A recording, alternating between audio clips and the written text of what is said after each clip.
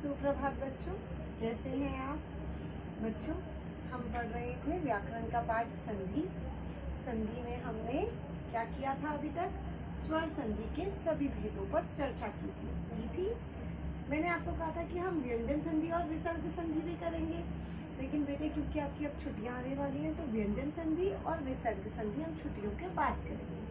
ठीक, आज हम स्वर संधि की ही विभिन्न जितने भी उपभेद थे, 5 उपभेद मैंने बताए थे ना, इन्हीं 5 उपभेदों पर चर्चा करते हुए अभ्यास कार्य करेंगे। संधि बहुत ज्यादा इम्पोर्टेंट चैप्टर है, बहुत महत्वपूर्ण है, इस पर ध्यान देना बहुत जरूरी है। ठीक है, तो ध्यान से इन वीडियोस को देखिए और अगर कोई दिक्कत है तो कमेंट बॉक्स में भी पूछिए और मेरे चैनल को शेयर, लाइक और सब्सक्राइब भी कीजिए। ठीक है, तो चलिए चलते हैं पाठ संधि की तरफ। देखिए बेटे, पढ़ रहे थे हम संधि, है ना। जैसा कि मैंने आपको भी बताया कि हमने संधि के तीनों भेदों में से स्वर संधि के उपभेद 5 उपभेद जो थे उन 5 पर चर्चा कर ली, उन 5 के उदाहरण समझे। अब एक बारी हल्की सी झलक इन 5 पर डालते हैं। ठीक है, तो देखिए, सबसे पहले हमने पढ़ा था दीर्घ संधि। दीर्घ संधि में हमने क्या पढ़ा? हमने पढ़ा कि जब अ का मेल अ से, ई का मेल ई से और उ का मेल उ से हो, ठीक है, तो वहां दीर्घ संधि होती है। गुण संधि में हमने पढ़ा कि एक नया गुण आ जाता है, एक नया वर्ण हमें मिल जाता है, लेकिन कैसे मिलता है? जब अ के साथ या तो ई का मेल हो, या अ के साथ उ का, या अ के साथ री का। यहाँ देखिए, मैंने अ, आ, ई, उ, औ एक साथ लिखा है। क्यों? क्योंकि चाहे ये ह्रस्व हो, ह्रस्व हो या दीर्घ हो, कोई फर्क नहीं पड़ता। ठीक है, चाहे अ का मेल ई से हो या आ का मेल ई से हो, कोई फर्क नहीं है। बस आपको ध्यान इतना रखना है कि जब भी अ का मेल ई से हो, या अ या आ का मेल उ से हो, या अ आ का मेल री से हो, वहां गुण संधि होती है। तीसरा हमने पढ़ा था वृद्धि संधि। यहाँ पर भी वही बात है कि जब अ का मेल अ या आ किसी का भी मेल ऐ से हो या फिर ओ औ से हो, तो वहां क्या होती है? वृद्धि संधि। देखिए, इन तीनों संधियों में हमने ज्यादातर अ का मेल किया है। दीर्घ संधि में अ को अ से मिलाया, गुण संधि में अ को ई से, उ से, री से मिलाया। वृद्धि संधि में हमने अ को ऐ ओ औ से मिलाया, यानी कि इन पहली 3 संधियों में अ का मेल हमने सबके साथ कर दिया। ठीक है, सभी स्वरों के साथ कर दिया। अब क्योंकि अ का मेल तो सबके साथ हो चुका है, तो यण संधि में हमने क्या किया? ई, उ और री, ठीक है, इनका मेल किया, लेकिन किससे किया? किसी भी असमान स्वर से।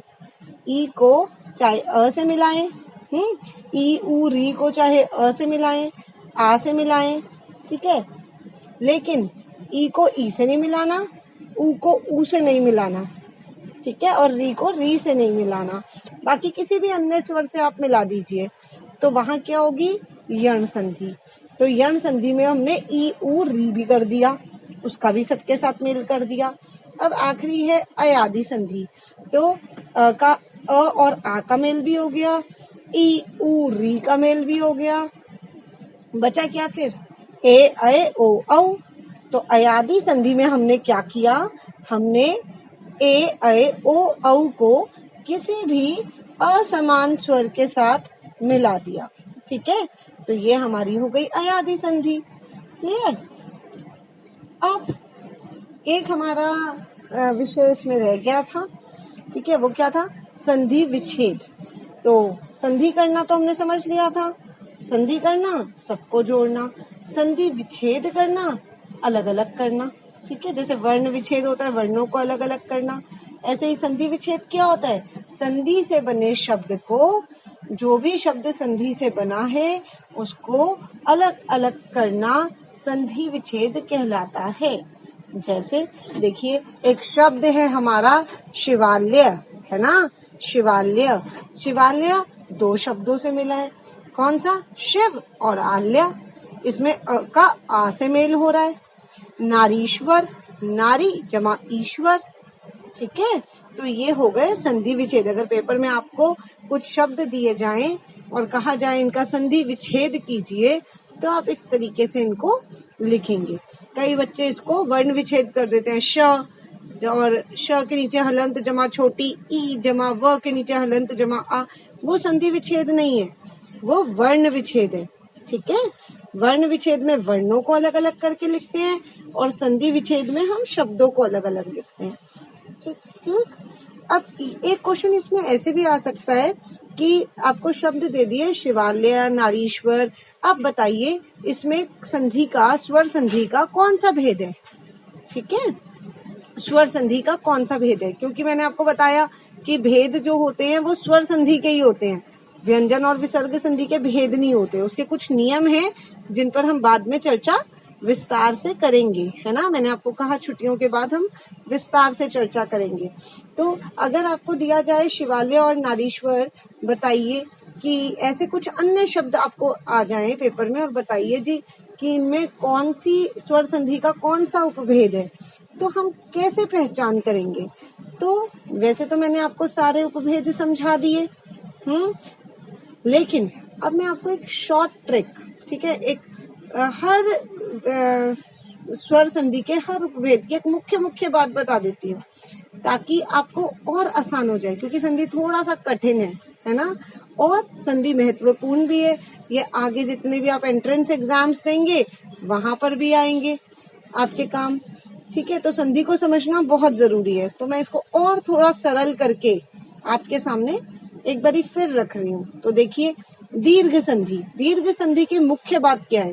दीर्घ संधि की मुख्य बात है कि जिन शब्दों में बड़ी मात्रा का प्रयोग हो, आप कोई भी शब्द पेपर में आ जाए, आपको बस क्या देखना है कि बड़ी मात्रा है, बड़े आ की मात्रा, बड़ी ई की मात्रा, बड़े ऊ की मात्रा अगर है तो वो दीर्घ संधि है। जैसे देखिए नदीश, मैंने बोल्ड करा है, नदीश बड़ी ई की मात्रा है ना, यानी कि ये दीर्घ संधि है। गिरीश, र पे बड़ी ई की मात्रा है ना। नदीश हो गया ना, नदी जमा ईश से मिला है, ई का मेल हुआ है। विद्यालय, विद्या जमा आल्य, ये तो इसका विच्छेद हो गया, लेकिन देखिए आ की मात्रा लगी है, तो यहाँ क्या है, दीर्घ संधि। ठीक है, उसके बाद गुण संधि। गुण संधि में आपको क्या बात याद रखनी है, जिन शब्दों में ए और ओ की मात्रा हो, या तो ए की मात्रा या ओ की मात्रा। मात्रा आपको पता है ए और ओ की कौन सी होती है ना। या आप ये कह सकते हैं कि एक मात्रा लगी हो, ए और ओ की एक मात्रा होती है। जैसे विरोध, विरोध में क्या है, ओ की, ओ पे दिख रही है आपको, ए की मात्रा है। परमेश्वर, परमेश्वर पर भी ए की मात्रा है, एक ही है ना। महोदय, महोदय में भी ए की मात्रा है, दिख रहा है आपको। तो ये क्या है, ये है गुण संधि। ठीक है, जैसे परमेश्वर, परम जमा ईश्वर, ये तो हो गया इसका संधि विच्छेद। ठीक है, और अ और ई का मेल हुआ तो ए बन गया, ये मैंने आपको नियम में बताया था। तो लेकिन आपको पहचान अगर एकदम से क्लिक करना हो, जैसे एमसीक्यूज में आ जाता है, तो वहां आप इतना नहीं दिमाग लगाएंगे ना, आपको बहुत कि कौन सा नियम है। आप सीधा देखिए, ए की मात्रा है, ओ की मात्रा है, गुण संधि। उसके बाद वृद्धि संधि, जिन शब्दों में अय या औ की मात्रा हो, या आप कह सकते हैं दो मात्राएं लगी हो। जैसे देखिए सदैव पे दो मात्राएं हैं, एक पे दो मात्राएं हैं, ए की मात्रा दो होती है ना अय की। मौज, मौज पे भी आप देखिए दो मात्राएं हैं। तो ये आपके सरल के लिए, क्योंकि आगे जाके जब आप एंट्रेंस एग्जाम्स देते हैं तो उसमें इतना टाइम नहीं होता, उसमें बस आपको पहचान याद रखनी है। ठीक है, एक मात्रा है ए और ओ की तो गुण संधि, दो मात्राएं हैं तो वृद्धि संधि। यण संधि में क्या करेंगे, यण संधि को कैसे पहचानेंगे एकदम से, तो जिन शब्दों में य व र के पहले, ठीक है, य व र, ये तीन व्यंजन अपने दिमाग में, ये तीन जो वर्ण है इनको रख लीजिए। य व र के पहले यदि आधा शब्द आए, ठीक है, तो वो यण संधि होगा। जैसे इत्यादि, तो य से पहले आधा त है। प्रत्येक, इसमें भी आप देखेंगे य से पहले आधा त है। देव्यर्पण, य से पहले आधा व्यंजन है। ठीक है, तो य व र से पहले चाहे कोई भी वर्ण हो, लेकिन अगर वो आधा है तो समझ जाइए वो यण संधि है। क्लियर। इसके बाद आखिरी है आपका अयादि संधि। अयादि संधि में देखिए दो चीजें आपको समझ आएंगी, एक तो अय, आय, अव और आव का उच्चारण होगा। क्या होगा इन शब्दों में? इन शब्दों को जब आप बोलकर देखेंगे तो आपको अय, आय, आव ऐसी ध्वनि सुनाई देगी। ठीक है। या फिर दूसरी आपको पहचान है कि इसमें ए, अय, ओ और औ की मात्रा नहीं होगी। अ की हो सकती है, ई की मात्रा मिलेगी, ऊ की मात्रा मिलेगी इन शब्दों में, लेकिन ए, अय, ओ, औ की मात्रा इनमें नहीं मिलेगी। जैसे आप एग्जाम्पल देखिए, शयन। अब अगर मैंने श य को बोल्ड किया है, अब बोल के देखिए शयन, अय, अय की ध्वनि आपको सुनाई देगी। ठीक है। और इसमें देखिए ए, अय, ओ, औ की कोई मात्रा नहीं है। नायिका, नाय, आय, आय की ध्वनि आ रही है। ठीक है। पावक, आव, आव, पावक, अव की मात्रा, आव की मात्रा आ रही है। ठीक है। तो ये जो है ये अयादि संधि के उदाहरण है। ठीक। तो जहां तक है मुझे नहीं लगता कि अभी किसी भी तरीके की आपको दिक्कत परेशानी होने वाली है। आपका काम क्या है? आपका पहला गृह कार्य बताने से पहले मैं आपको एक काम दे रही हूँ। आपका काम क्या है? छुट्टियां आने वाली हैं। इन छुट्टियों में संधि की सभी वीडियोस को जितनी भी मैंने बनाई है उनको बार बार देखना है, अच्छे से समझना है।